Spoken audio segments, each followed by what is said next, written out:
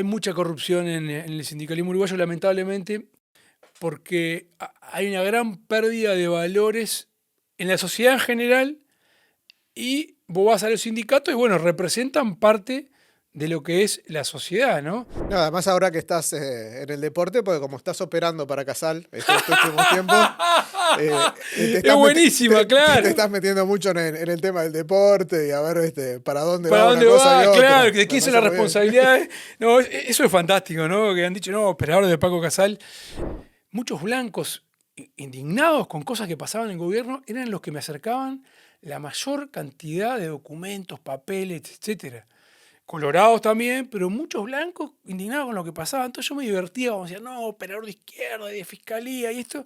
Yo pensaba para mis adentro, si supieran que son sus propios compañeros de partido que me están pasando los documentos y la información. Buenas, aparezco por acá porque queremos agradecerle al bar Gran Sportman que ahora está apoyando este proyecto. Por tiempo limitado va a dejar 15% de descuento para todos los que vayan a Gran Sportman, ahí en 18 y Tristán Narvaja, para consumir en el local. Pero además, si ustedes van a la web, tienen primeramente por ahí a la web de sportman.com.uy, tienen ya un descuento de un 10% en lo que sale en precio de lista. Pero además, si ustedes ponen, lo escuchamos en Vértice, queremos un 15% extra, tienen un 15% extra, por tanto, nada, casi la pagan gratis la comida.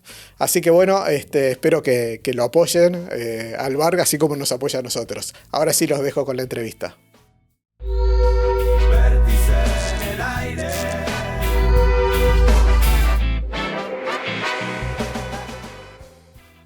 Muy buenas, nuevo capítulo de Vértice. Hoy estamos con una persona que ha pasado por un montón de lugares. Y también por un montón de lugares lo han echado, así que ya le voy a decir que es problemático. Esta persona es muy problemática. Y además es conflictivo en varios accesos y hay gente que lo odia. Así te voy a decir. ¿Cómo estás, Eduardo? ¿Qué tal? Vos, muchas gracias por invitarme, gracias por la presentación, porque en realidad uno, claro, te vas acostumbrando que te aman o te odian. Yo, pero ¿qué hice yo para que me odien? Pero bueno, está, nada. Son cuestiones. La verdad, a mí en el fondo me divierte bastante. Justo hoy de mañana me escribía un empresario importante de los medios. Dice, no, que esto es un desastre, bla, porque le había llegado unos memes que me habían hecho, ¿no? Yo, nada, tranquilo, le digo, esto es combustible, me sirve como combustible cuando estoy con baja energía, combustible, ¿viste? Dice, no, pero no te pueden hacer eso. Vamos arriba, o sea, no me afecta. Sí, no me gusta la agresión. Sí, que me critiquen con dureza, que me hagan memes, por ejemplo, como me llegó, el que me llegó de mañana es una imagen de Paco Casal, un bebé en brazos, mi cara supuestamente, y tomando la mamadera, ¿viste? Y bueno, está. Yo me río, ¿me entendés? Porque ¿qué te vas a enojar? No te puedes enojar, perdés si te enojas, ¿viste? Pero me río de esas cosas. Pero bueno, está buena la introducción que hiciste. Además ahora con Paco Casal, que además está todo el negocio del fútbol ahí, está todo caliente por todos Claro, lados. está todo caliente y veo que lo que informes se te cuestiona. No, pusiste, por ejemplo, que estaban investigando Boston River SAD. Porque Casal está contra la SAD y está justo en el negocio del fútbol. Digo, pará. Es una información que la está dando Búsqueda, la está dando El Observador. O el otro día también, con esto de la doble garantía de la AUF con el Banco República y la Conmebol. No, ¿y por qué ahora? Claro, Casal te pagó seguramente, te dicen, por esto. Digo, che, hace un mes que tenía la info. Si la dabas un mes, iban a cuestionar porque justo iban a empezar a negociar Tenfield y la AUF. La di en el medio, trata de incidir en la negociación. Y si la daba ahora, que la negociación no llegó a buen puerto y van a licitación, como me parece que debe ser, iba a decir, no, dar información ahora porque en realidad como perdió la negociación. No, señores, la información es información, es incontrastable. Si vos decís, si yo mentiría, inventaría documentos. ¿No? Recién vengo justo de una charla con un colega y conté que tenía el balance 2024 la AUF, que ni siquiera lo había mirado. Y un montón de dirigentes de fútbol me empezaron a escribir por privado pidiéndome el balance. Y se lo mandé porque a mí no me interesa. O sea, sí hay una investigación de fiscalía sobre dirigentes de fútbol A, B, C o X. Eso me interesa porque, bueno, hay una investigación de fiscalía sobre los dirigentes, o puede ser de manejo regular de finanzas hasta posible connivencia con hinchas violentos, ¿no? Eso sí me interesa, porque esa es información que me podría llegar a interesar. Pero después, esto otro, que se arreglen entre ellos, muchachos, pero queda todo bajo sospecha. Por un lado está bueno, porque como periodista te exige más, o sea, vos tenés que tener el documento, ¿ah?, para respaldar una información, pero a mí a veces lo que no me termina gustando es cuando me adjudican una intencionalidad. No, estás informando esto ahora por tal cosa. No, estoy informando porque justo conseguí la información hoy. ¿Me entendés? Si la hubiera conseguido hace un mes y la daba hace un mes, si lo hubiera conseguido. O sea, cuando te adjudican una intencionalidad, sé que es difícil del otro lado decir, no, este me está verseando. Sé que es difícil a veces.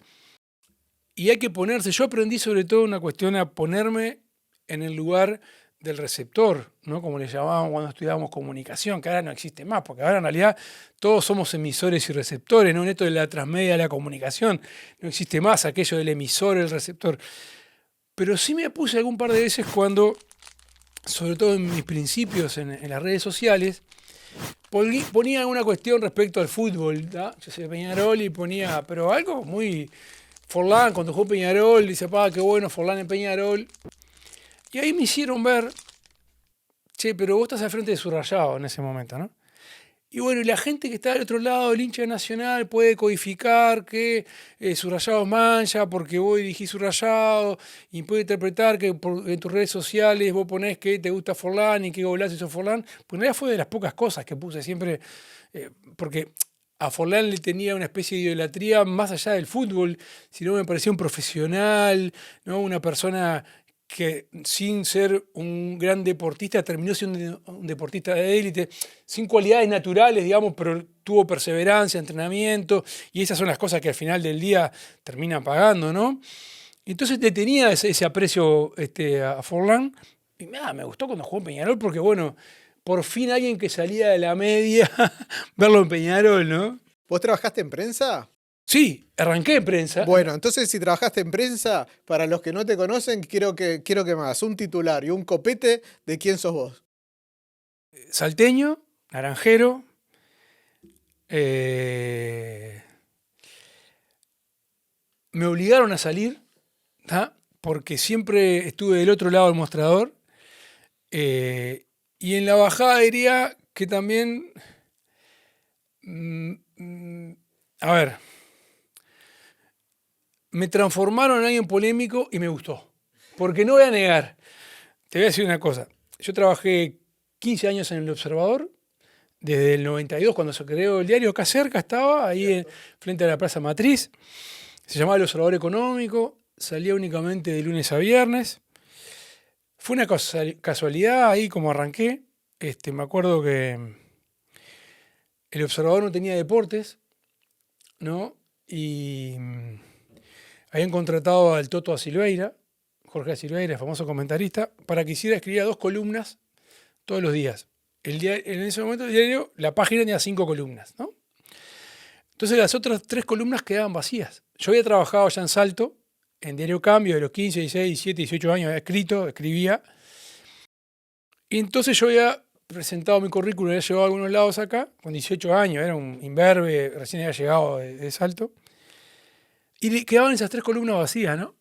Y yo fui a hablar ahí con, me acuerdo, Ricardo Peirano, era el director del Observador, y él me miraba diciendo, vos, este gurí, ¿quieres trabajar? No, pero sí. Bueno, cuestión que un día me llama y me dice, mirá, contratamos al Toto da Silveira, va a escribir de fútbol de acá, nos quedan las 3 columnas libres. Está bárbaro. ¿Qué tengo que hacer? Y bueno, mirá, El Observador iba destinado a un público especial, de élite, clase media alta, El Observador Económico. Y mirá, tenés que escribir de rugby, de golf y de tenis. No sabía nada. De tenis solo de mirar, de rugby y de golf no sabía ni las reglas, pero ni las reglas. Sí, y ahí estudiar y escribía, o sea, sobre todo al principio era pegar cables, viste, agarrar los cables, los torneos internacionales de tenis, de rugby, no tenía ni idea, solo que la pelota era ovalada. Y bueno, así transcurrieron mis primeros 6 meses en El Observador. Y ahí pues empecé un periplo por todas diferentes áreas del diario, ¿no? Pero siempre en prensa, anónimo, después también me pasó en Subrayado, Yo estaba coordinando Subrayado primero, después dirigiendo, pero nadie me conocía la cara. Y bueno, y hasta que en el año 2021 Y eras bueno, hasta ese momento eras bueno, eras una buena era persona. una buena persona, me querían todos. Tenía discusiones fuertes por teléfono con políticos de todos lados, pero nadie me conocía, era un anónimo, eso estaba fantástico. Eso estaba muy bueno, porque a veces, ¿qué pasa? Los periodistas de diario para mí escriben, hoy en día siguen escribiendo todavía las mejores notas y las mejores crónicas, y hacen un esfuerzo intelectual fantástico, porque aparte de eso, no solo es un esfuerzo intelectual, sino el conseguir la información, reconstruir y todo. Y después agarran las radios o los canales y bueno, pim, pim, pim, puso la carita a fulano y conocen al fulano que dijo la información y no al periodista que hizo la investigación, que estuvo atrás, que investigó y que terminó escribiendo, ¿no? Y un poco me pasaba eso, decía, pero che, a veces iba en el auto y escuchaba la radio, están leyendo mi nota y no dicen nada, pero bueno, está. Y me pasó con el 2021 por esas cuestiones de la vida. Bueno, me tocó salir de Canal 10, una salida polémica, del gobierno, ahora ya es Vox Populi, no puedo decir que hay un acuerdo de confidencialidad, porque ya se ha roto de todas las maneras, creo que lo pasaron por la trituradora, salieron los papeles, lo pegaron y lo volvieron a pasar. Y bueno, estaba en mi salida del 2021 de Canal 10, nada, quedando en intemperie, nació este personaje.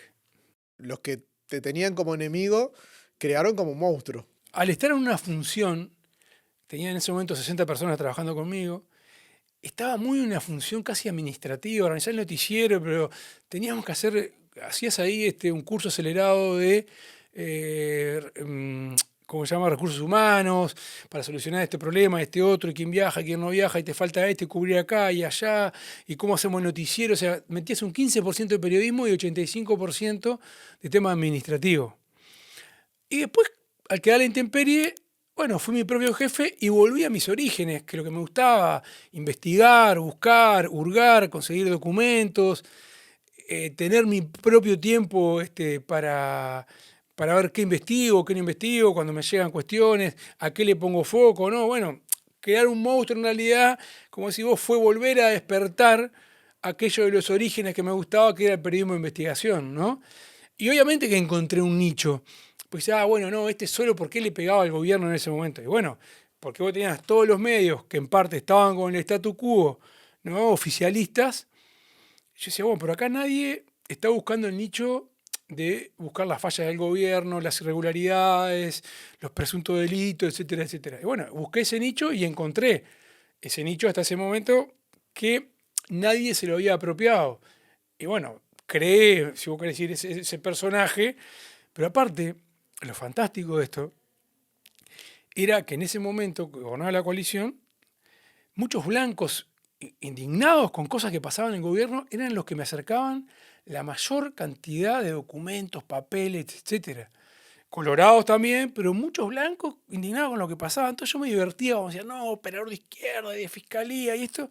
Yo pensaba para mis adentros, si supieran que son sus propios compañeros de partido que me están pasando los documentos y la información porque no les gusta la forma en la cual están haciendo las cosas en el gobierno, se matarían. Obviamente uno va a preservar la fuente, pero ni bajo tortura me la sacarán. Bueno, bajo tortura no sé, ¿no? Porque la verdad que una de las cuestiones que siempre me generaron como un escozor ahí, ¿no? Porque cuando leo alguna cuestión dice, no, dice, porque fulano cantó en la tortura, ¿no? Sí, sí, O tipo en la los época, tupamaros. claro, estuvo en la época de la dictadura.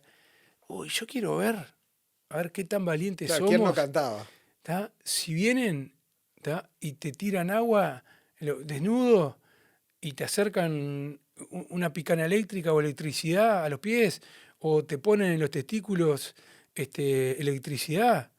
Yo quiero ver si no canta. Pero yo te canto el abecedario, el himno nacional.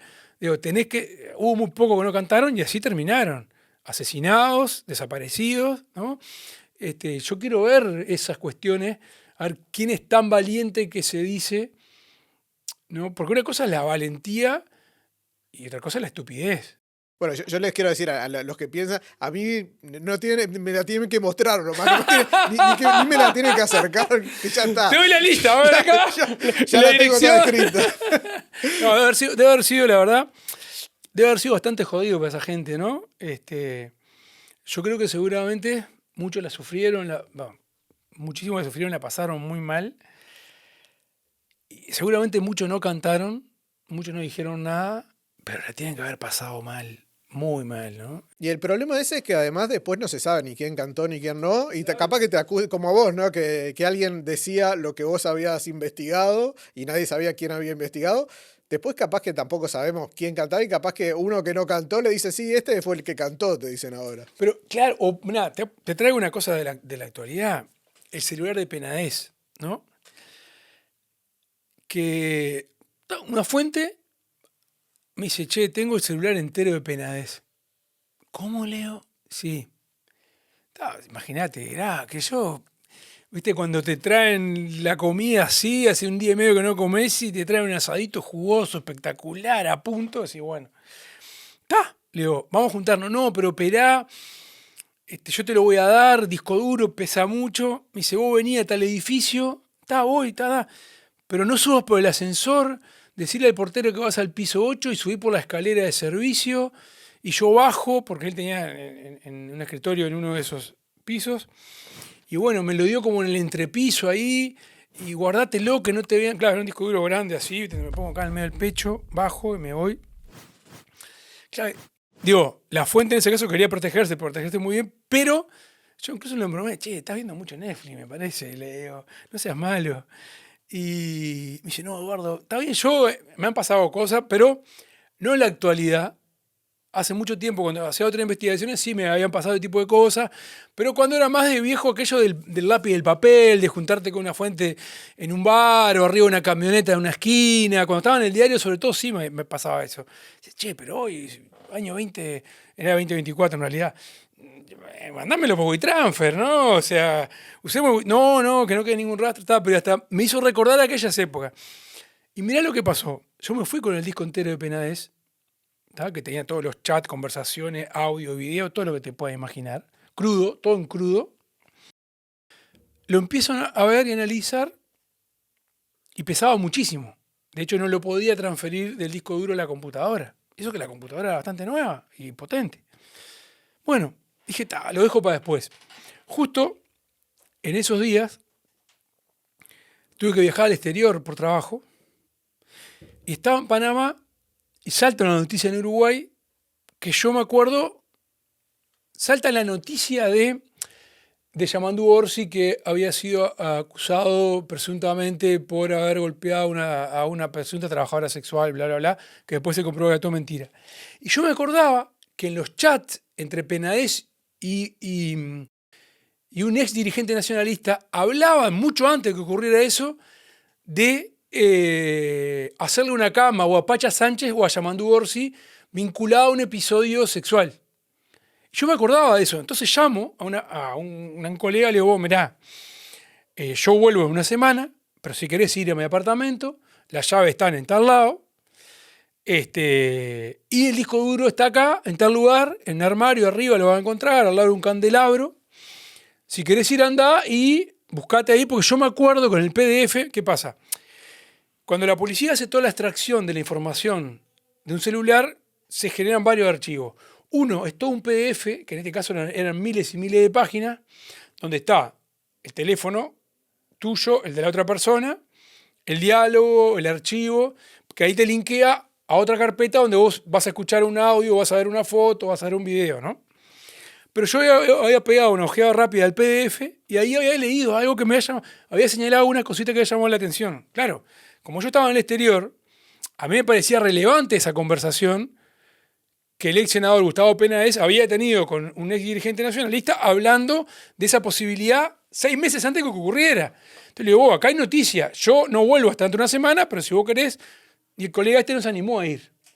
No se animó a ir. Después yo volví, y bueno, y en parte la trabajé esa noticia y la trabajaban otros colegas. Y algunos decían, no, porque, capaz me lo vas a preguntar, capaz que no, pero ya aprovecho a contarlo. Dale. No, porque filtraba de fiscalía. No es filtrar de fiscalía. Por parte ese disco duro no vino de fiscalía porque pasó una cosa. A mí me citó la fiscal del caso a declarar, después que salió alguna información sobre el celular de Penades, y resulta que ella, su equipo, el equipo fiscal, no tenía acceso a muchos archivos que yo sí tenía acceso. Los archivos de ella estaban encriptados. Quiere decir que mi fuente lo había logrado sin encriptar. Pero a lo que voy es, había tanta información, que lo que se hizo en ese caso, y que a mí me parece fantástico, y hoy en día se hace fantástico, es un trabajo compartimentado de muchos periodistas. Porque muchos periodistas accedieron al contenido de ese disco duro. Y era, bueno, uno trabajará tal cosa, otro trabajará tal otro. Y eso me parece interesante cuando uno observa en otros lados del mundo que hay trabajos colaborativos de periodistas, ¿no? Ha pasado con el caso Snowden o con otro tipo de archivos, ¿no? Donde trabajan diferentes medios, periodistas de diferentes medios que supuestamente son competencia, pero lo trabajan porque es tanta la información y cada uno puede encontrar alguna punta distinta de la información. Y de hecho pasó. Muchos periodistas encontraron diferentes tipos de información adentro de ese celular que todavía sigue dando fruto, porque incluso se utilizó hace poco en un libro reciente de Gustavo Penades, que hicieron Martín Tocar y Carolina de Lisa, y había información después de casi un año de la investigación que estaba en el celular y en ese contenido celular y era nueva, ¿no? Y se utilizó en un libro. Vos decías que te daba como cosa de que no te lo mandara por WeTransfer. Ahora, yo tengo conocidos que están dentro de la política que cuando hablo con ellos me dicen, esto no, en todo caso lo hablamos cuando nos veamos. Yo por acá no te voy a mandar ni un mensaje de texto ni te voy a escribir nada porque esto no sé después con todo lo que pasó dónde queda. Así que está todo uno ve la vaca y llora. Sí, es verdad. Ahora uno observa que se cuidan mucho más, los políticos te mandan el famoso audio de una sola vez que se puede escuchar. Yo ya tengo un mecanismo para aislar eso. Sí, obvio, exactamente. Hay otro mecanismo de comunicación, se puede usar Signal. Telegram es el más vulnerable de todos, o sea que no lo recomiendo. El que crea que con Telegram está protegido es al revés. El más fácil de vulnerar es Telegram. WhatsApp tiene mucha seguridad. El problema de WhatsApp es que cuando te requisan el celular, lo meten en el equipo USAF y te recuperan casi todo. En realidad casi todo no. Los equipos que tiene hoy Uruguay, y acá le doy un tips, solo 6 meses para atrás te recuperan. ¿Está? O sea, si nosotros tenemos una conversación compleja de 8 meses atrás, estamos tranquilos. ¿Está? Si sabemos que el delito lo cometimos hace un año, estamos tranquilos porque ahí no van a encontrar la prueba. Lo que no hay todavía en Uruguay es tecnología suficiente como para realizar escuchas mediante WhatsApp. Sí hay buena tecnología para recuperar todos los mensajes de WhatsApp, todo lo que es audio, lo que es video, lo que es fotos, eso sí hay. Pero en realidad, a ver, el software que tiene las agencias de seguridad posibilitaría hacer escucha con el sistema del Guardián en WhatsApp. Pero como todavía eso no está legislado y como además es bastante complejo, legalmente no lo están utilizando. Bueno, hoy hablabas de Salto, hablabas que ya a los 15 años estabas golpeando las puertas de los lugares para poder hacer periodismo. ¿Cuándo se te despierta? Porque ¿a qué edad se te despierta esto del periodismo? Y mirá, yo 15, 16 años ya arranqué a laburar en Diario Cambio de Salto. Escribía crónicas los sábados y domingos.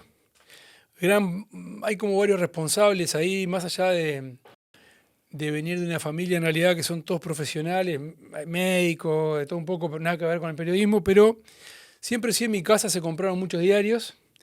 Y también tenía un abuelo, el viejo Preve, o sea, el padre de mi padre, que escribía en aquel momento en el diario El País.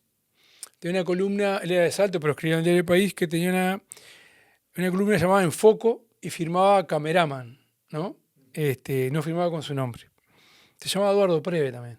Mi viejo se llama Eduardo Preve también. Y conozco varios que van haciendo así de generación en generación manteniendo. Yo a mi hijo Felipe le quise poner Eduardo y la madre me dijo, no señor, acá marchaste. Y además Felipe Eduardo era muy nombre de telenovela de las 3 de la tarde, ¿no? Felipe Eduardo, dije, no, pobre, no lo voy a... que él no le hagan bullying hoy en día.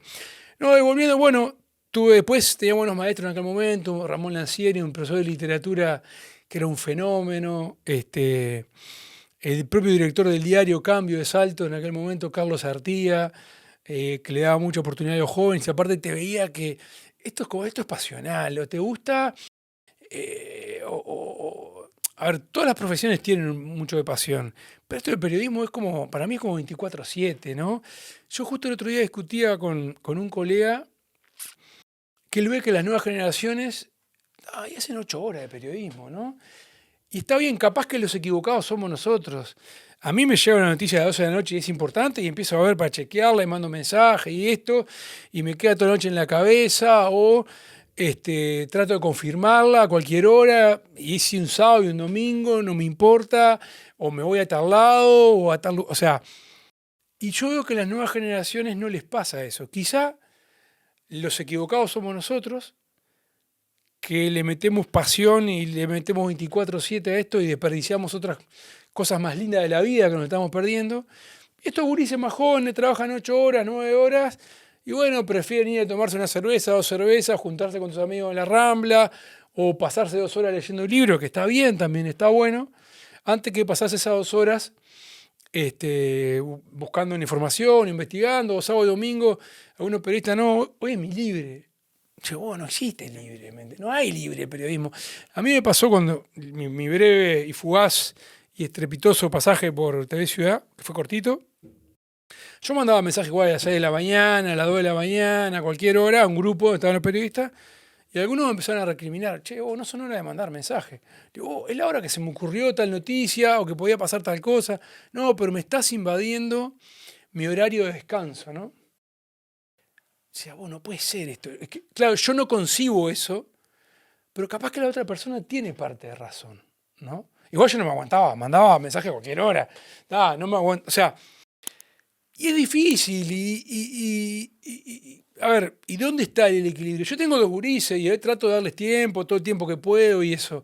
Pero también los he dejado en muchas ocasiones para ir atrás de una noticia, para hacer periodismo. Me pasó una cosa muy, muy graciosa. En su momento, yo estaba casado, una amiga de mi señora tenía un casamiento. Yo cuando estaba subrayado, siempre terminaba a las 10, 11 de la noche, nunca llegaba a la iglesia, a ningún lado. Me dicen, bueno, no. Me dice, espero por favor, mi mejor amiga, que llegues a la iglesia. Sí, queda tranquila. Ni que caiga un avión, digo yo. ¿Está? Voy a estar a las 7 ahí como un blandengue. No me diga que fue el día de las Torres Gemelas. Porque porque la Torre Gemela fue de mañana. Ok. 6:30 de la tarde, yo estaba aprontando para irme de Subrayado y me llama el corresponsal de Maldonado. ¿Te acordás? Hace varios años, ya hace como 7 u 8 años, un avión que despegó de Laguna del Sauce y que eran, capaz que un poquito más, que eran todos los inversionistas que venían para el centro de convenciones. Despega el avión y cae enseguida en la laguna y murieron 9 o 10. Cierto, sí.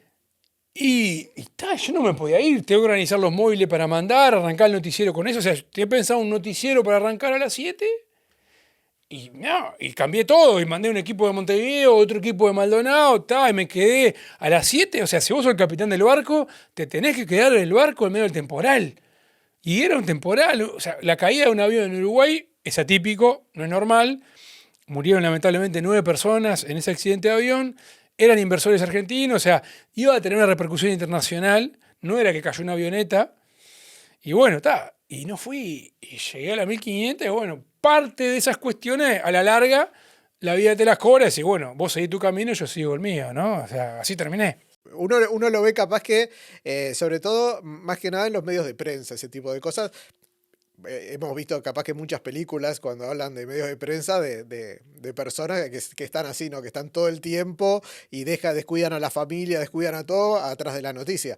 Y eso es lo que te decía, también eso te trae otras cosas que hay gente que no lo va a entender, eso seguramente. Hay gente que no lo entiende y que a veces cuando pasa una pequeña cosa, yo voy a veces hasta el lugar y digo, pero ¿por qué vas a ir? Y bueno, pasó el día de lo de la ex ministra Cairo, cuando llamó a conferencia de prensa para mostrar dónde vivía ella, y yo fui hasta el lugar y a hacerle las preguntas que se iban a hacer mucho. Y digo, no, pero van a ir noteros. No me importa, yo tengo que estar ahí porque es una ministra de vivienda de un nuevo gobierno que se la está señalando que tiene construcciones irregulares en un predio que no está regularizado. Y me parece que mi obligación como periodista es decir y preguntar. Y fui y pregunté cosas que quizá le incomodaron y no le gustaron. ¿no? Como que el claim de Orsi en parte de la campaña había sido que gobierne la honestidad, y la ministra de Vivienda que tenía construcciones irregulares o sin regularizar en un predio. A ver, convengamos, yo fui al lugar porque era un predio, Paja Blanca, casi zona de asentamiento. No hay Paja Blanca tiene lugares divinos también, pero ese lugar era casi cayéndose sobre el río, zona de muchas irregularidades, y bueno, pero está bien, si sos ministro de Vivienda, no podés tener construcciones irregulares, ¿no? Y fui hasta ahí, y estuve 2 horas, 3 horas, y yo veía que la barra de colegas que por lo general estaban en la calle se miraban como sorprendidos. Y hay que estar acá, ¿me entendés? O sea, y también me pasó hace poco, ahora no, qué amnesia que tengo, con otra cuestión que tenía que ir y preguntar, y fui al lugar, correspondía que preguntara, estando en el lugar. Por más que a veces los periodistas que están en la calle se sientan invadidos por quienes estamos menos en la calle, pero tu obligación como periodista es estar en el lugar. La otra vez me recordaba un amigo hincha de Peñarol que él se enteró, estábamos juntos viendo un partido en el Estadio Centenario un sábado, cuando lo de Saúl Feldman, el contador Saúl Feldman, en el caso que se atrincheró en Solimar, que le habían descubierto un arsenal en un depósito que él tenía, y él se atrincheró en Ciudad de la Costa, en Solimar, en una casa, y bueno, se tiroteó con la policía y terminó muerto. Y yo estaba en el Estadio Centenario viendo un partido que Peñarol, que recién arrancaba, iban 5 o 10 minutos. Que muchos decían que ese Arsenal correspondía al MPP o que el MPP le había Exacto, dado a sí, ellos. sí, exacto, dijeron eso en su momento, pero la investigación al menos lo descartó, ¿no? Era el primer gobierno de Vázquez. Y creo que sí, y yo estaba ahí y me avisan de eso, iban 5 minutos de partido, y le digo, mirá, me voy porque pasó esto y esto y esto. Me dice, ¿te vas a ir? Claro, tengo que ir al lugar. Fíjate que hay una persona atrincherada. Yo incluso le dije Saúl Feldman. Me dice, ¿el contador que juega de fútbol? Le digo, no, nada que ver, no asocie todo con la pelotita, muchacho. Le digo. Y me fui al lugar y llegué, y todavía estaba en ese momento, no te dejaban acercar, pero estaba en pleno tiroteo intenso. O sea, el hombre estaba vivo adentro, la republicana estaba afuera, él recién había matado a un policía, porque fueron los primeros policías que fueron a comunicarle que lo iban a detener, y él por la ventana disparó y mató a un policía y hirió a otro. Y aquello era una balacera infernal, ¿no? Pero bueno, mi obligación como periodista era estar ahí. Son esas cosas que después te vas a acordar. Me han pasado muchísimas, pero que justo el otro día me lo recordó un publicista que lo vi en el estadio después de mucho tiempo. Dice, ¿vos te acordás que ya que vos te fuiste? Me enteré lo de Feldman por vos, y después me enteré quién era Feldman en realidad.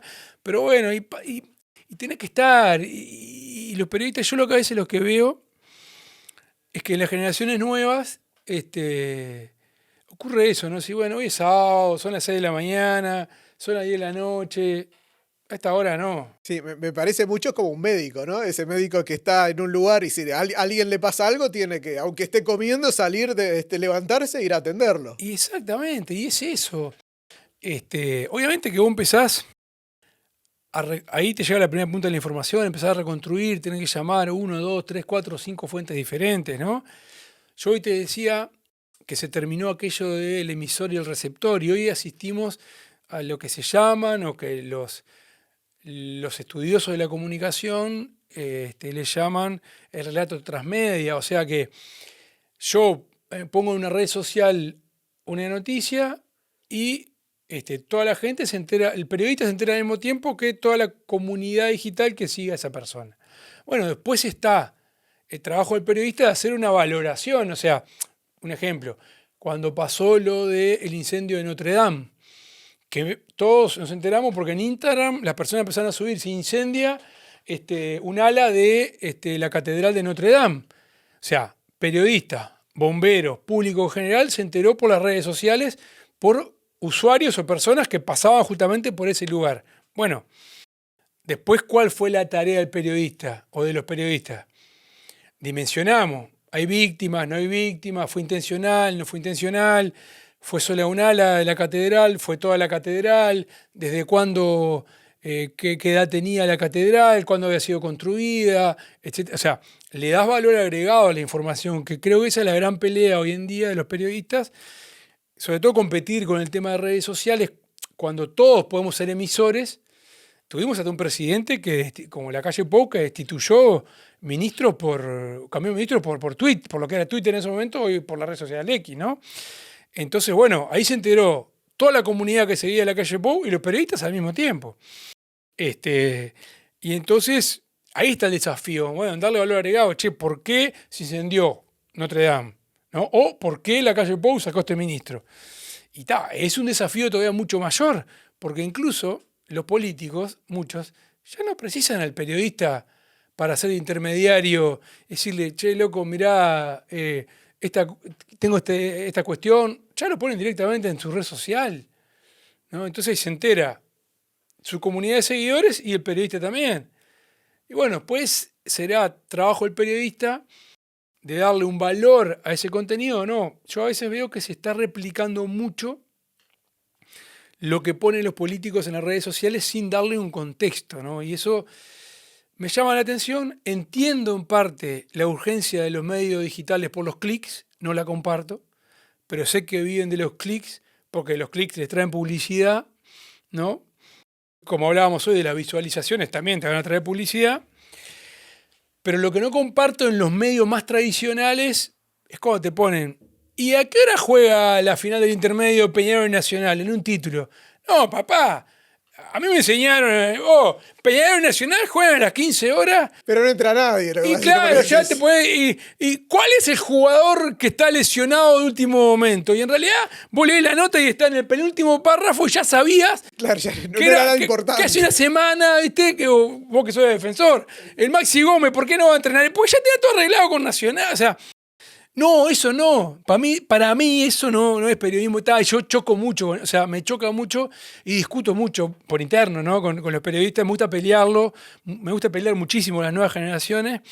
A veces se deben de creer que estoy operando, pero lo hago más para como cuestionador, ya como un viejo cascarrabia cuestionador, ¿me entendés? Y más que ahora también se está metiendo la inteligencia artificial, que si vos no aportás nada, la inteligencia artificial hace eso perfectamente, no necesita a nadie más. Exactamente, o sea, y más con esas cuestiones, ¿viste? Y yo a veces sospechaba de la rapidez de algunos periodistas ahora nuevos estos, y le he seguido alguna pista ahí, tengo alguna sospecha, pero bueno, no soy botón tampoco, ¿no?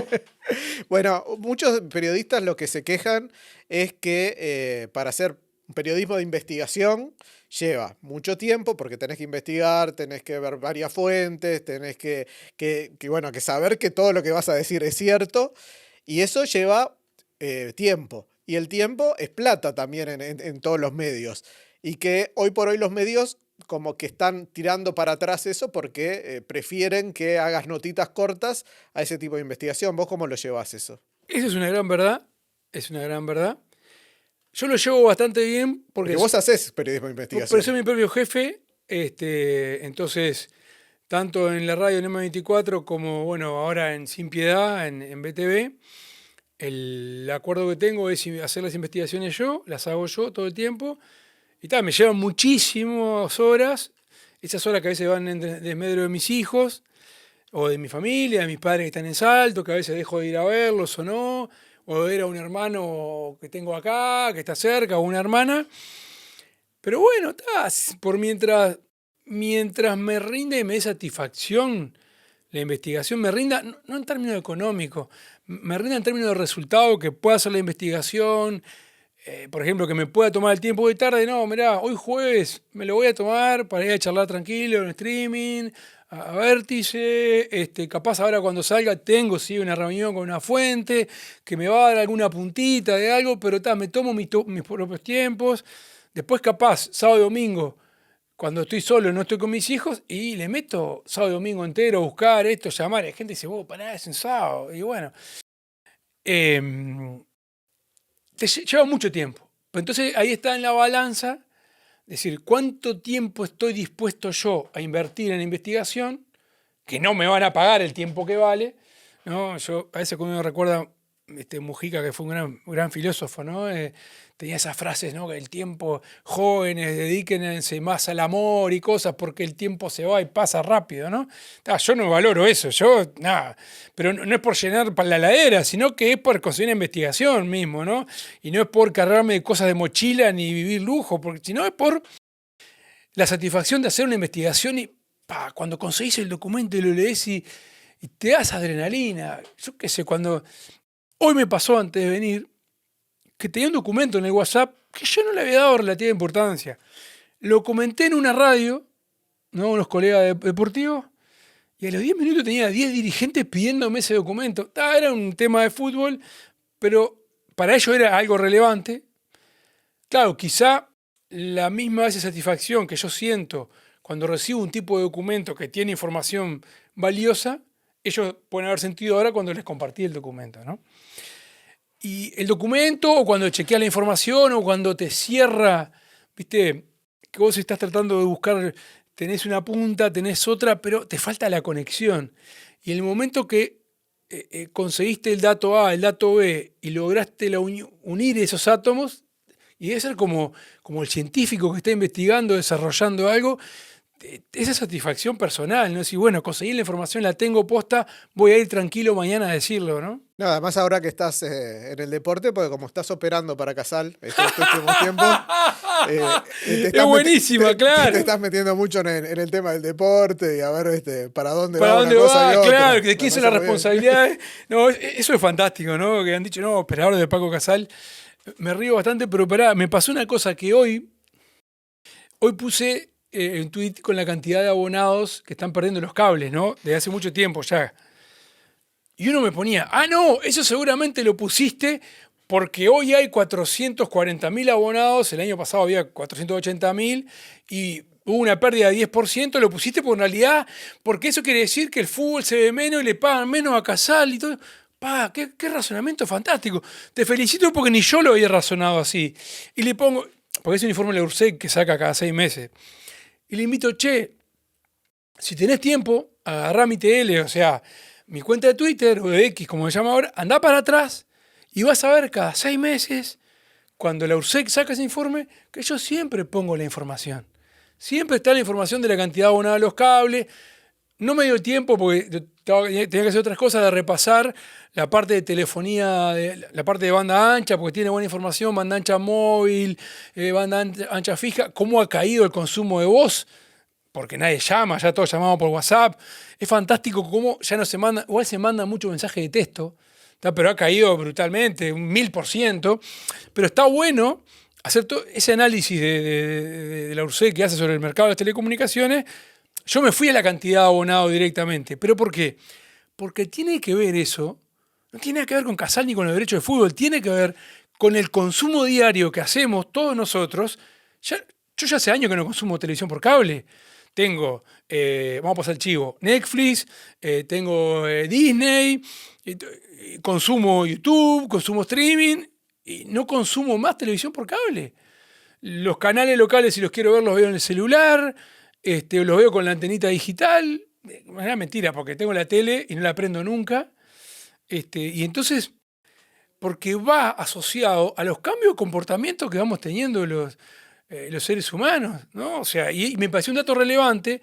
La televisión paga, que en su momento fue wow, el furor. Todos queríamos tener el cable en 1994, cuando se empezó con el desarrollo de televisión por cable. Y hoy en día, todo lo que queríamos tener es, vos tenés Amazon, tenés HBO, pero todo digital, tenés Netflix, tenés Disney. Por eso empezaron a cortar la forma de compartir las contraseñas de los usuarios y te identifican más por la IP. Porque también había empezado ese mercado secundario, decir, bueno, los compartimos, y por algo te limitan también a la cantidad de pantallas. Pero bueno, como en aquel momento queríamos el cable, hoy queremos estas otras plataformas digitales que te dan entretenimiento, o te dan deporte, o te dan show, que es lo que consumimos. Antes lo consumías por la tele, y bueno, se terminó. Le llegó, como dicen, el Uber a la televisión. Sí, le llegó el Uber a la televisión y al cable. Y seguramente en el día de mañana a estas plataformas no van a subsistir todas. Se va a ir formando un embudo y van a subsistir las más poderosas. Por eso te contesto esto así cuando me preguntás lo de Casal, porque justamente hoy mañana pasó que puse ese dato y dije, no, viste, vos estás poniendo eso porque eso quiere decir que hay menos abonados que pagan televisión y entonces Casal que vaya a hacer su buenos negocios con el fútbol, si los hace, feliz de él, y la Asociación Uruguaya de Fútbol que venda lo mejor posible los derechos de televisación, porque eso además va a redundar, si el dinero es bien utilizado, si el dinero es bien utilizado, en una mejora de este fútbol empobrecido que tenemos. Pero tenemos fútbol empobrecido con salarios de ricos. Hay futbolistas que ganan 40, 50, 70 mil, 80 mil, 100 mil dólares.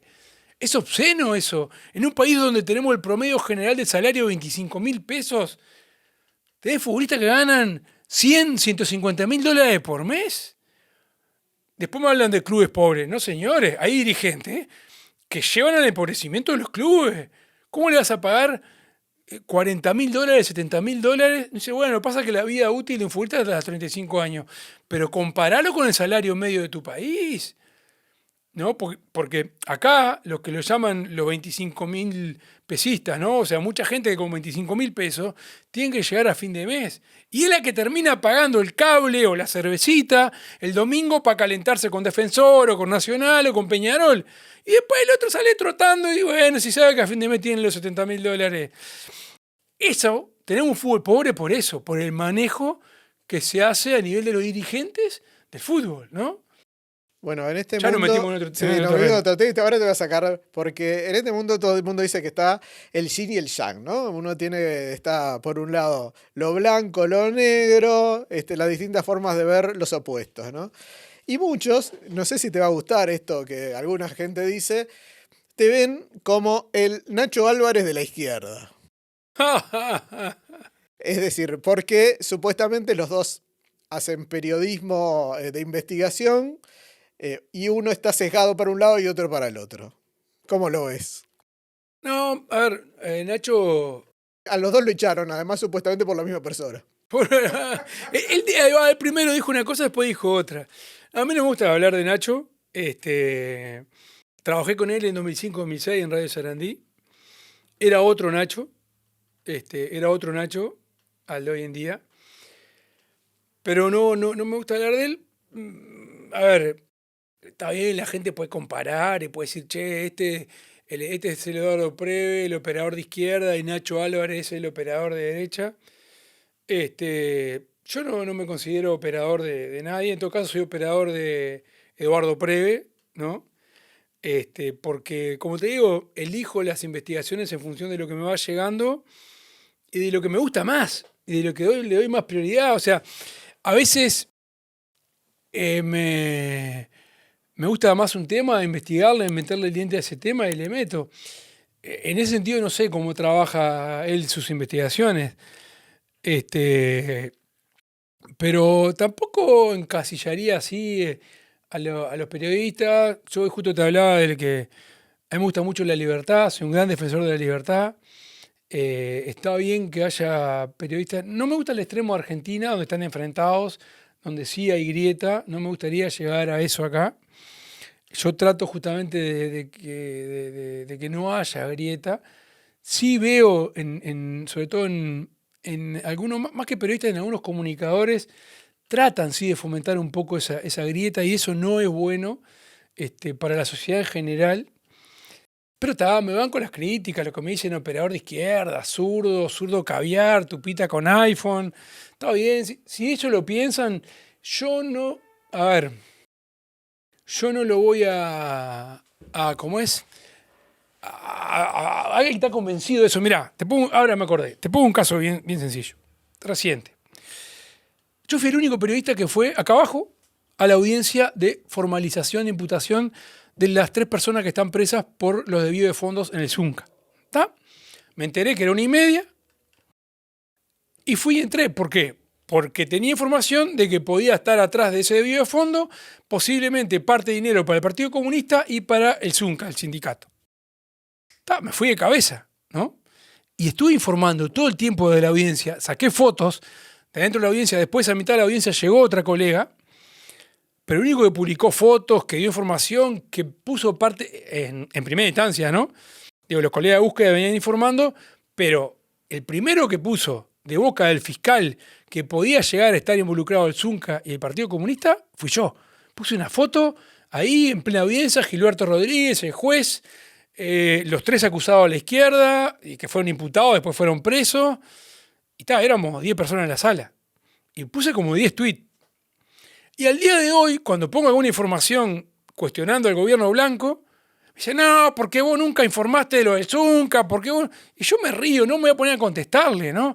Pero justamente el otro día un amigo me mandó, porque estaba peleando con otros amigos en un grupo, defendiéndome, a veces tengo algunos amigos que me quieren todavía, me defendía y me mandó, yo ni siquiera había dimensionado la cantidad de tweets de captura de pantalla, me mandó todo lo que yo puse del Zunca y del Partido Comunista posiblemente involucrado en esta maniobra, que todavía se está investigando y no se sabe. Por ahora hay solo testimonios de los que fueron presos, de qué parte de ese dinero se lo darían al Zunca del Partido Comunista. Justo es decirlo que Óscar Andrade, el senador del Partido Comunista, dijo que es todo mentira, que estos son unos delincuentes y que la plata era para ellos. Terminará la justicia dilucidando. Pero lo que voy es que ni siquiera me acordaba yo que había puesto como 10 o 12 tweets y fotos y fotos y fotos, ¿no? Digo, pero mira qué buena oportunidad hubiera sido ese de contestarle a algunos. Yo no suelo contestar, pero a veces se merecen una contestación porque, bueno, era un escándalo lo que había pasado con este fondo de la construcción de vivienda y, bueno, y más si parte de ese dinero se había desviado para actividades del sindicato y para actividades de un partido político cuando en realidad ese dinero pertenece a los obreros de la construcción, ¿no? Pero bueno, está... ¿Qué va a hacer? El que piense que soy operador de izquierda, que lo siga pensando, yo no lo voy a convencer. Y que bueno, el que siga pensando que Nacho Álvarez es un operador de derecha, lo seguirá pensando. Nacho no los irá a convencer tampoco, ¿viste? Pero yo como te digo, encontré mi nicho y trato de ir por ahí. Me podría equivocar o no, pero que se queden tranquilos, que si hay un hecho de corrupción en este gobierno, lo voy a informar. Creo que he sido bastante crítico en muchas cuestiones que la población en general ha sido crítica, sobre todo en las redes sociales. Quizá eso se ve menos, ¿no? Pero también es cierto cuando a vos ya te encapsularon, este es blanco, blanco, blanco, blanco, por más que te pintes de rojo, te van a seguir viendo blanco. No sé si será la miopía intelectual, no sé qué será como daltónico, pero te van a seguir viendo y te van a seguir pegando y bueno. Y también a mí, yo que hoy te decía, cuando salí de ese anonimato y quedé en la intemperie, que pucha, ¿y ahora? Y bueno, parte de este fuego que recibo y me termina gustando, no te voy a decir que no, y me gusta, es como combustible para mí, me gusta, ¿viste? Me río, me divierto, no las agresiones. Cuando se van de mambo, no, pero que me ponga la senadora Bianchi, no, operador de fulano, o como decía Gandini otra vez, minga periodista, ese es un operador, o como cuando dijo Lacalle, no, porque hay alguien que pone la música, que supuestamente era yo no sé pasar DJ, lo único que escuchaba creo que era los limareños, y todos bailan al son de esa música. Yo nunca pasé música ni en un cumpleaños, ¿no? Lo viejo querido cassette. Pero bueno, es parte del juego político. A veces puede resultar un poquito peligroso cuando hay demasiada insistencia del sistema político porque queriendo desacreditar a un periodista vos podés terminar desacreditando al sistema de periodistas en general y eso es peligroso porque el periodismo es parte del control de la democracia, porque gracias al periodismo en este país han renunciado ministros en el periodo pasado, han renunciado ministros en este periodo de gobierno, ¿no? Y eso es trabajo del periodismo. Bueno, Nacho Álvarez es uno de los que ha hecho renunciar a varios hace poquito. Sí, exacto. Bueno, Cairo creo que renunció por la información que dio él. Y ahora que hablaste de los de Zunca y del Partido Comunista, vos con la información que tenés, ¿cómo termina este baile? Vos decís que el Partido Comunista tiene algún tipo de... no de tranza, pero bueno, ¿alguna conexión? ¿O vos decís que lo van a desestimar totalmente? Mirá, hasta ahora, con toda la información que tengo, lo único que hay es testimonial. Que fulano, uno de los imputados, dice que que parte de ese dinero iba para las actividades del Zunca o del Partido Comunista. No hay absolutamente una sola prueba que pueda vincular al Sindicato de la Construcción o al Partido Comunista. Hasta ahora, ¿no? No hay una sola prueba. Después, de hecho, lo dijo el propio fiscal hace poco, aclaró después de haber involucrado al Partido Comunista y al Zunca en la supuesta trama. Sí, que no lo llamó nunca, en realidad. No lo llamó a declarar nunca, exactamente. Y hasta ahora es todo testimonial de los 3 que están presos y que seguramente ahora en los próximos días vayan más presos, porque había 15 indagados ¿no? De los cuales únicamente 3 fueron presos porque hicieron un juicio abreviado. Yo creo que en estos días por lo menos otros 11 o 12 van a ir, algunos presos, otros sin prisión, de acuerdo a la circunstancia. Pero bueno, por el momento de lo que hay en la carpeta de investigación fiscal, y no hay ninguna prueba, salvo testimonios, 2 o 3 testimonios que digan, bueno, que parte de ese dinero ellos se lo... Incluso hasta es como un poco contradictorio porque repartían de a 20 o 30 mil pesos en las barriadas, que eso es bastante atípico, ¿no? Además en Uruguay, a veces se reparten plata, pero para la pintura, para la comida o algo. Capaz el fiscal el día de mañana encuentra pruebas documentales y dice, señores, vengan acá, y lo llama a declarar y lo termina imputando. Pero por el momento han declarado ya estos 15 imputados, otros testigos. Declaró la propia Laura Alberti, que es secretaria de Finanzas del Sindicato de la Construcción y secretaria de Finanzas del Partido Comunista, que supuestamente la implicaban y no ha quedado ni en calidad de indagada, fue como testigo. Entonces todo hace suponer que no tiene implicancia Sindicato de la Construcción y el Partido Comunista. El día de mañana capaz el fiscal aparece con pruebas nuevas, viste cómo esto es muy dinámico, ¿no? O quienes fueron imputados aportan nuevas pruebas y bueno, y ahí se descubre que en realidad atrás de esto hay una maniobra que involucra a un sindicato y a un partido político. El caso Charles Carrera.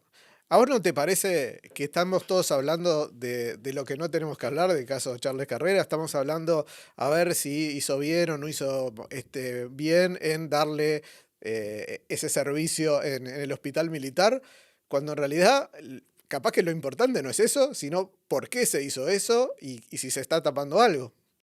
Ahí va. Bueno, creo que vos diste ahí el hospital policial. Diste un poco en el foco en la cuestión de si se tapó o no se quiso tapar lo que había hecho supuestamente un policía al La herir. fiesta esa que se Claro, organizaron. exacto. Porque de eso no se habló más. Se No. está hablando de Charles Carrera, si no, pero del tema que originó todo eso no se habló. No, el tema que originó no se habló más. Nunca se supo, en realidad. La justicia penal descartó, ¿no? Pero también hay que ver las pruebas que se le aportaron a la justicia, porque también la justicia resuelve en función de las pruebas que le termina aportando la policía, ¿no? Y sabemos que a veces cuando hay policías involucrados, y bueno, te puede aportar esta prueba no. Nunca se terminó de comprobar que el disparo efectivamente hubiera surgido del arma del subcomisario de La Paloma, que se dijo que surgió hacia la persona que terminó quedando paralítica y que recibió asistencia primero en el hospital de clínica y después recibió mucha asistencia él y ayuda parte de su familia en el hospital policial, ¿no? Eso es una cuestión. Hay dictámenes jurídicos favorables a Charles Carrera, incluso hasta de personas políticas opuestas, el Partido Colorado, Jorge Barrera, por ejemplo, diciendo que no cometió abuso de funciones y todo. Porque lo que se cuestiona es que se hubiera atendido en el hospital policial a una persona que no correspondía atenderse en el hospital policial. Pero como decís vos, quizá se quiso tapar algo que en realidad nunca se terminó de comprobar. Lo del famoso subcomisario de La Paloma, que fue el que habría efectuado el disparo que hirió a esta persona.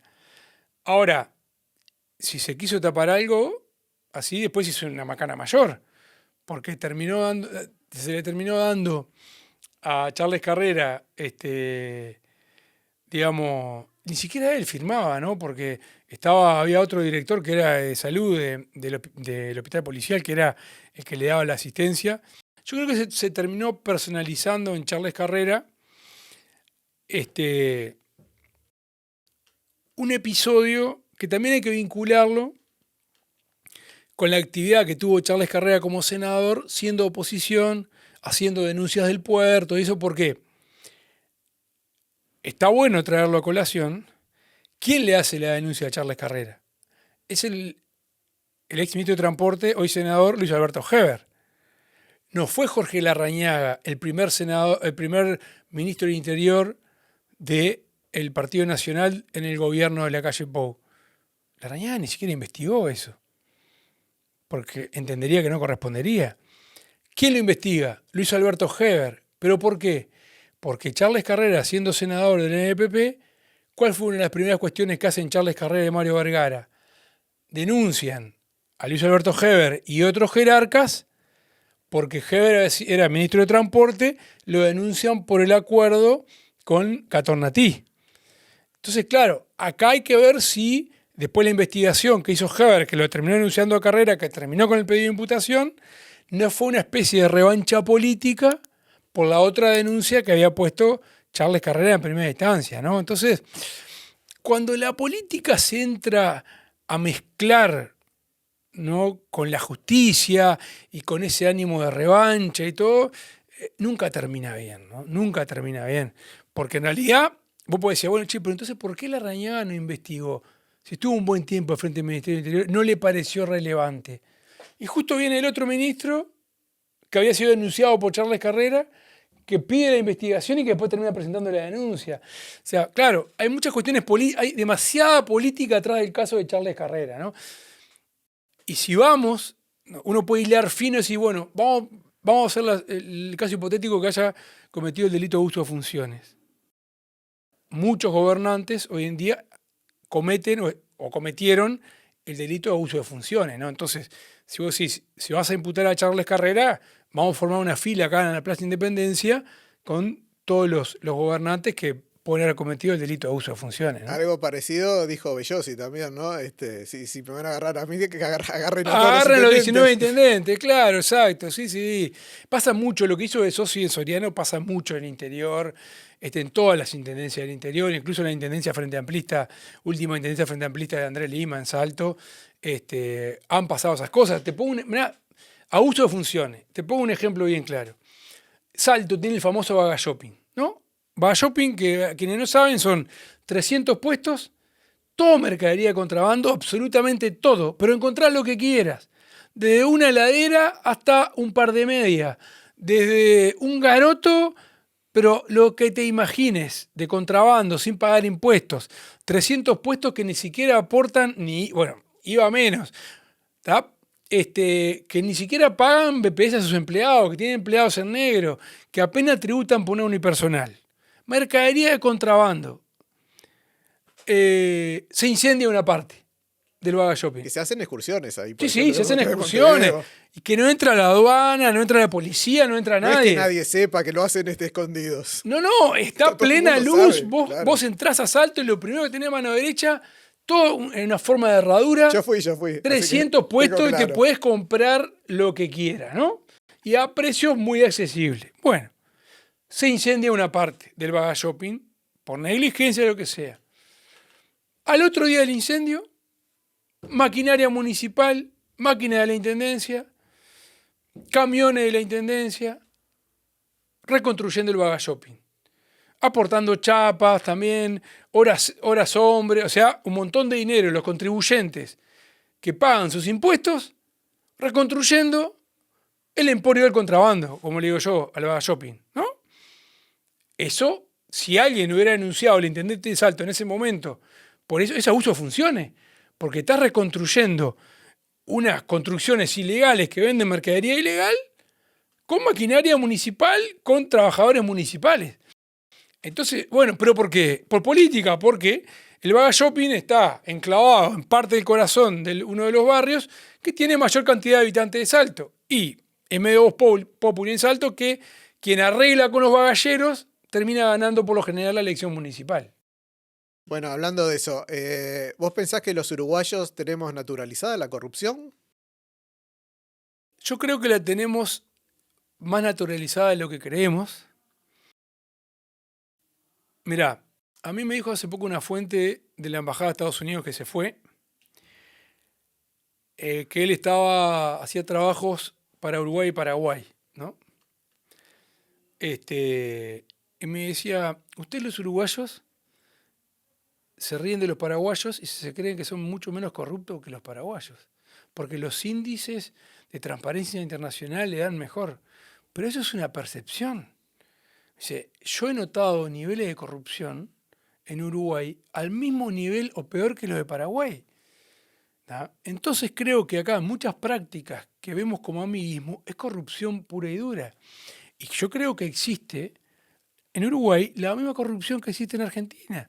Lo que pasa que acá como somos un país chico, 3 millones, y no tenemos la riqueza que tiene Argentina, y bueno, la corrupción está a escala. ¿Ah? Somos corruptos a escala. Comparado con Argentina, bueno, como si fuéramos una provincia argentina. ¿Tá? Nos cuesta asumirlo. Es decir, vos decís que falta plata para que podamos ser más corruptos todavía. No, falta plata para que las coimas sean más grandes. ¿Tá? Yo tenía un tío que era juez penal, después fue ministro del Tribunal de Apelaciones y falleció. Y estaba investigando en su momento un caso de corrupción bastante grande, el caso Beto Gorki, en su momento, aquel caso Focoex. Y uno de los políticos que declaró en su momento le dijo, esta anécdota que me quedó grabada para siempre: doctor, no busque más. ¿Cómo? Le dijo, no busque más. Dice, por las coimas no se dan recibo. Y bueno, ¿no? Cuando uno va a algunos lugares, cuando vas a Punta del Este, por ejemplo, que es un lugar espectacular, un lugar divino, y ves que la norma de construcción allí, en las excepciones votadas por la Junta Departamental de Maldonado, cuando en todos los lugares los pisos máximos son de 4, 10 o 15 y se autorizan torres de 20, de 40, y se está autorizando de forma permanente eso, ahí ves que está naturalizada la corrupción, porque eso no se hace en aras, en pos de solo el desarrollo del departamento. Se hace porque atrás de esos permisos, ¿tá?, siempre hay alguien benevolente que contribuye, ¿no?, para el otorgamiento de esos permisos. Recién, hace poquito hablabas de todo el tema de los sindicatos. También dijiste que en Sin Piedad habían ido unos muchachos a saludarte a la afuera de Sin Piedad. Hay muchísima corrupción en el sindicalismo uruguayo. Yo creo que hay la misma corrupción que puede haber en, digamos, como yo te mencionaba, los permisos de construcción para Punta del Este. En el sindicalismo uruguayo hay muchísima corrupción, manejan mucho dinero. Seguramente me van a saltar después de esto que estoy diciendo. No me van a esperar la salida porque esto va a salir otro día. Pero hay mucha corrupción en el sindicalismo uruguayo, lamentablemente, porque hay una gran pérdida de valores en la sociedad en general, y vos vas a los sindicatos y bueno, representan parte de lo que es la sociedad, ¿no? Y hoy en día están manejando mucho dinero. Bueno, sindicatos policiales, te digo, por ejemplo, que han tenido denuncias cruzadas de idas y venidas, de manejos irregulares de dinero, y ahora los dirigentes sindicales que estaban en un sindicato policial se fueron a otro sindicato policial. Entonces, un sindicato policial que maneja grandes volúmenes de dinero porque tiene muchísimos afiliados. Entonces, creo que hay mucha corrupción, sí, en el sindicalismo uruguayo, que no ha transparentado esa corrupción. Y bueno, que espero que algún día vuelva al viejo sindicalismo de reivindicaciones por los trabajadores mismos. Yo creo que a veces son genuinas las reivindicaciones, pero vos fíjate que están siempre los mismos. ¿Cuántos años hace que están los mismos? En los mismos lugares, en los sindicatos. Y pelean por estar, no sueltan la silla. No, pelean por estar. Por algo no sueltan la silla, algo sacan. Pero y además, pelean por estar y ni siquiera buscan una renovación hasta de sus ideas, ¿no? O de sus propuestas, o de sus planteos. Y vos decís, ¿por qué siempre está este secretario general en este sindicato, en este otro sindicato? No quiero poner uno de ejemplo para, digamos, no caer, porque aparte después ya veo que me van a saltar, pero creo que a nivel general, sí, así como creo que hay muchos dirigentes sindicales honestos y hay empresarios honestos, también hay muchos dirigentes corruptos y muchos empresarios que corrompen, ¿no? Pero lamentablemente estamos viendo una tónica, ¿no?, de un sindicalismo que se acomoda por cargos, ¿no?, de un sindicalismo o que termina acomodando a sus esposas por cargos, ¿no? Estamos viendo mucho de eso hoy en día. Sí, mucha de la política. Y entonces estas investigaciones que haces, que muchas de ellas no le gustan a muchas de las personas, ¿alguna vez vino alguien o a patotearte o directamente a darte plata para que no sigas investigando? No. Dudaste ahí, yo te vi que estuviste dudando, me parece que algo te acordaste. No, porque te iba a hacer un chiste, pero después te lo cortan al chiste, ¿viste? Te lo editan Y Acá entonces, no editamos nada, acá no, hacelo vos tranquilo. no, pero después lo que miran, te editan el chiste, dice, vos, Prever sobrado, Prever recibió un sobre, ¿viste? ¿Por qué te va a hacer un chiste? He recibido montones de sobres. Acá todavía no recibimos sobres, está abierta, la sobrera está ahí He abierta. recibido montones de sobres y siempre tienen documentos de información, ¿no? Yo siempre bromo con eso, digo, che, y los abro despacito, pero está bien, estaba fantástico que haya. No, solo me pasó una vez, pero hace años cuando trabajaba en El Observador, que estaba haciendo una investigación sobre unos campos mineros y eso, y yo escribí porque eran áreas protegidas, y me acuerdo que me llama el dueño del campo y me dice, ¿cuánto querés? Y mañana hacemos una nota. ¿Cómo, Leo? No, no, vení vos a juntarnos. Y ahí fui, pero fui a juntarme para grabarlo. Claro, para grabarlo, si luego este tipo me quiso coimear. No, porque yo creo que escribo la nota así, así, así, porque ese no es área protegida, porque los límites acá, papá, papá. ¿Cuánto querés? Me decía. No, no es así, Leo. No, no, es así, claro. ¿Cuánto querés? $8.000, $10.000. Yo me quedé cara. Me acuerdo que volví al diario y le dije a Peirano, al director, vos hay que denunciarlo y todo. Pará, tranquilo, Eduardo, tranquilo. No hagamos ninguna nota, no hagamos nada. Pero nada, no, fue hace. Pensé que iba a decir tranquilo que a mí ya me dio la dio. No, no, no. No, si había alguien que era así, era Ricardo Peirano. Se dilapidó una fortuna personal en El Observador y lo tuvo que tener vendiendo porque no pudo, ¿no? Si bien capaz que era una persona así, mano a mano no, pero hay un tema, ¿no? En esta nueva sociedad que a partir de que llegaron las redes, todo el mundo es impune y te puede decir cualquier cosa. Sí, sí. Yo sé que tenés medio la piel curtida, pero ¿cómo te llegan todas esas cosas que dicen? Me ha pasado algo extraño en los últimos 20 días. Nunca había bloqueado a nadie. Pero ahora los que se van de mambo, ¿viste? Con insultos, con amenazas, con cosas. ¿Sabes qué? No tengo por qué. Yo, la libertad es libre, pero no tengo por qué fumarme y leer, ¿viste? Porque aparte hay algunos que son sistemáticos, ¿viste? Pimba, pimba, pimba. O sea, los que son graciosos y por más que me insultan, terminan siendo graciosos, los dejo porque me río, me divierto. Y me dicen, cuando me dicen, no, operador, zurdo, fapito, si dicen sobre, los dejo, me mato la risa. Pero aquellos que te ponen HDP, no sé qué, papá, y se van de mambo un poco, ¿sabes qué? No, no tengo por qué fumarme. O los silencio, o directamente cuando son muy, muy agresivos, ahí empecé a bloquear a algunos, pero algunos que es muy, muy bobo, ¿viste? Pero no, si no, y algunos me dicen, no, ¿por qué a veces dejás abiertos los comentarios y otras veces no? Ni siquiera me doy cuenta, porque a veces tuiteo desde el celular y otras veces de la computadora, y no me di cuenta en cuál de las dos está abierta los comentarios y en cuál no. No es una cuestión de porque quiera que me comenten en este y no quieran en este otro. Es la verdad, no me fijo en eso, ¿viste? Pero igual te pueden poner arriba, pero no. Aparte las redes es un micromundo, ¿no? Es un micromundo donde cada vez hay mayor cantidad de personas, pero la realidad está ahí, en la calle, en los que duermen en la intemperie, en los que duermen al frío con 4 grados bajo cero. Esa es la realidad, ¿no?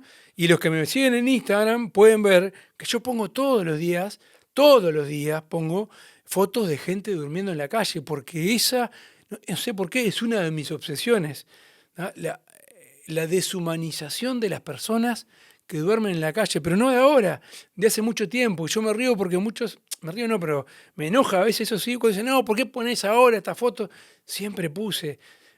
Y trato de no exponer a la gente que duerme en la calle, sino de visibilizar su situación, porque me preocupa, y me preocupa que como sociedad no le demos la importancia que debería, porque son personas que se han caído por fuera del sistema, que no tienen punto de contención, personas que a veces están consumidas por la adicción, tanto por la droga como por el alcohol, o que cayeron ahí en circunstancias por depresión, muchos ex convictos sin oportunidades, porque este país no le da oportunidades a los ex convictos, a las personas que salen de la cárcel, y verlos dormir en intemperie es crudo, muy duro. Yo vivo acá en el centro y los veo muy seguido, y me parte el alma. Trato de ayudar con algunas pequeñas cosas, pero creo que una de las urgencias más grandes que tenemos y que yo esperaba que yo pensé que este gobierno cuando arrancaba